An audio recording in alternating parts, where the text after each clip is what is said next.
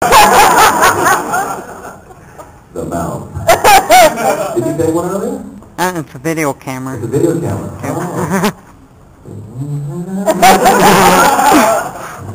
Okay. So, let's see. Where did we leave off? Boy, yesterday was quick. For those of you here yesterday, right? It was very quick, and then the next thing I know, the sign was there which says you're done, finished. So, I wonder what was the last thing I was talking about. Does anyone remember the last story I was in? Where was I at? I think I was only talking about the pilot episode, really. That's about as far as I got, I think. Yeah. Oh, yeah. Oh, the truck. Oh, right, yeah. So it was You and Tim and Jennifer. Tim, Jennifer Lee and I walking down a rural road in California, scared witless, and raining on top of that, yeah. Okay. Let's flash forward a little bit on that one. Yeah, exactly. We didn't get killed. I was talking to a fan earlier when I was at the table, and I was talking to them about how wonderful the chemistry was between the Voyager castmates. Every single person on that show really had their own unique sense of humor, and we really gelled. I mean, more so than I've ever on any other project that I've been on. And it was just a wonderful time to be an actor, I think. And I just talked about a different type of sense of humor. I mean, Bob Picardo, Ethan Phillips, both those guys are kind of like the one-liner guys, you know. Actually, the one thing that Neelix would do often is he would do this thing called the fix-it guy, you know, like a plumber guy, right? So when I see him on the bridge, I'd say, hey, he's the new fix-it guy. So what he would do is he'd take his pants and pull them about halfway down, right? So his butt crack is already showing off standing. Then he'd bend over and fix something, right? So then you saw the whole Neelix costume and this lily white booty right there. Here you go, I'm gonna go ahead and fix it for you like that. And he put it around like that and just practically moved the entire set. You know? So that was his type of sense of humor. Then you had some, the premeditated humor. That's what Tim Russ is. Tim Russ is not very good off the cuff, you know, like that kind of humor. But he's really good about thinking about pranks and funny things to do. Weeks, sometimes months, maybe even years in advance. I don't know, but the guy really has this diabolical mind. I talked about yesterday about the pilot episode when he came out and pretended to have this very large member, you know. So that was interesting. But then there was an episode, season 3. You remember Paris and Kim were trapped in a prison ship, and we're trying to get out of this alien prison ship. It was called a chute. And basically, the new prisoners are dropped into this prison via this slide or chute. And once you fall in, a force field goes across it, you can't climb out anymore.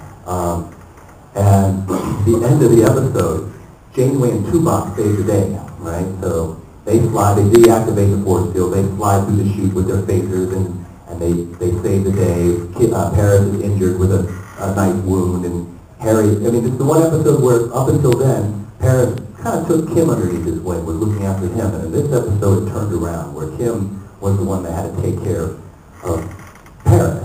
And I remember when we were shooting this, you know, there's a scene where Robbie's lying on the floor, all the prisoners are surrounding us, about to come get us, and I'm waving this little baton at them, trying to wave them back, and while we were filming, Robbie was on the floor. I stepped on him by mistake, actually. I was like, oh, that's not the floor. So, and I remember him lying there. He's like, right before the director called action, he's lying there going, I don't like not being the hero. Like that. Shut up. It's gotta have some. Yeah. But so the scene is the chute is the force field deactivated.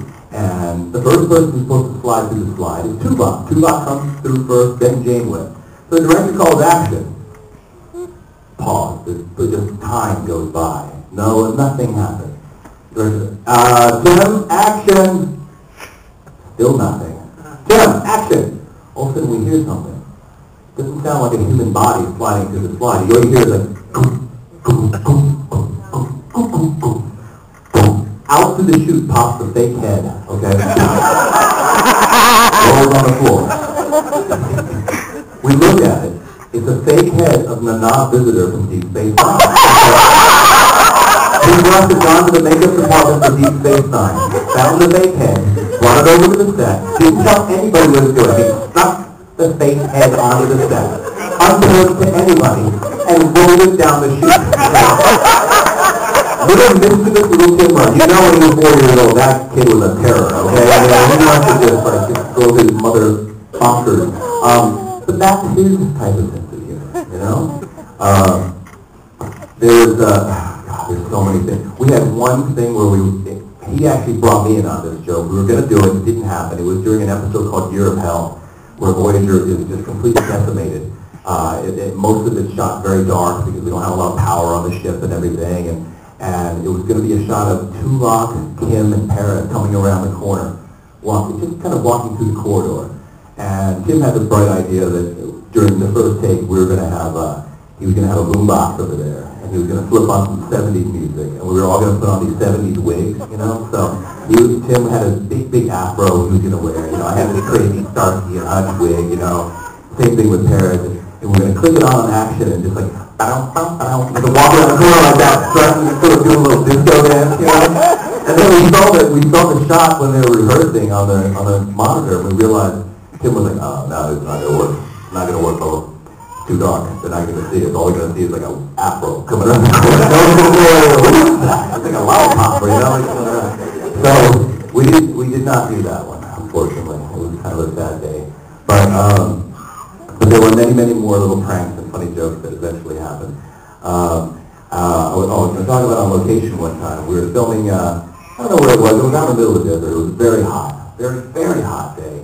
And so all the actors were there, and we were just complaining, you know, all the regular actors that didn't have prosthetics on, meaning Janeway, myself, Chakotay, we were sitting there complaining about how hot it was. We're like, oh gosh, it's so hot, I can't take it, oh my gosh, give us the water. Just acting like divas, basically, you know. So this went on for about half an hour until Ethan Phillips he lost it. He literally lost it. He sat there, he's like, shut up! Shut up! All of you, shut up! We're like, oh my God, what's going on? He's like, don't think about how hot it is, shut up! None of you is wearing a mattress on top of your head! And at that point, we all shut up. You must be way hotter than we are. I mean, he's got 8 inches of foam on top of his head, you know? People don't know that. Even Phillips is probably 5'2", you know? It's crazy. So that was a great day. Realizing that it's all perspective, you know what I'm saying? I mean, whatever situation you're in life, it's always, if you look at somebody else, you're way better off, you know, than the person next to you. It's always perspective. It's funny, when I first started doing these cons, I kind of just went out there, took questions, and went with it, you know? Then I got to the point where I just started coming up with, not even taking questions. I would just go from story to story to story, and people would come up to me afterwards and say, have you ever done stand-up? You know, you should do stand-up. You're like a stand-up comedian, you know? And I started thinking, that's totally different because stand-up, you actually have to come up with material, you know? That's something that you have to pre-think about, you know? And so I started thinking, what would I write? What comedic material would I write if I was a stand-up comedian talking about Star Trek? So I actually sat down and started thinking about it. And so I came up with one bit. So this is it. Everybody in Star Trek pushes buttons differently. Okay? So when they're at a console, they push buttons differently. And it's funny watching guest stars, because the guest stars that come on, they're not used to pushing buttons. They either push way too many, or way too few, like that, you know? You're going, okay, that ain't right, and this ain't right, that's for sure, you know, what do you do? Right? Yeah. So I started looking at different episodes going, how do different members of Voyager press the button, you know? So, you take a look at somebody like Tim Rudd, Tuvok. Now, when he's at his station, he's standing there, you know, doing his stuff, he'll push buttons kind of like this.